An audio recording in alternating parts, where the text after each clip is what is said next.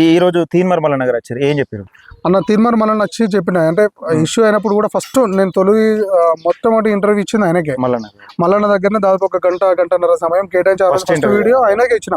అప్పుడు అన్న పేపర్లు పెట్టుకో, అప్పుడు అట్లాంటి ఫస్ట్ స్టార్టింగ్ ఓపెనింగ్ అన్న స్క్రీన్ లేకుండా ఉన్న సమయంలో ఈ రోజు వచ్చిండు. అంతకుముందు నేను 3 సార్లు అన్నను కలవడం జరిగింది. ఈ రోజు అధికారికంగా వాళ్ళు ఒక పార్టీ పెట్టిగా వచ్చి మమ్మల్ని కలవడానికి ఈ సమస్యల పరిష్కార దిశగా వాళ్ళకి ఆలోచన ఉందని చెప్పేసి వారు ఇప్పుడు మాతో చెప్పడం జరిగింది. ఈ సమస్య పరిష్కారం అయ్యాక డెఫినెట్ గా నేను పోరాడుతూ అండగా ఉంటా అని చెప్పేసి ఆయన మాకు మాట్లాడుతా అని చెప్పిండు. అవసరమైతే మీరు కొట్లాడటానికి సిద్ధంగా ఉంటే కంపల్సరీ నేను ముందుంటే నేను మీకు నిలబడుతూ అండగా ఉంటా అని చెప్పేసి మాట ఇవ్వడం జరిగింది.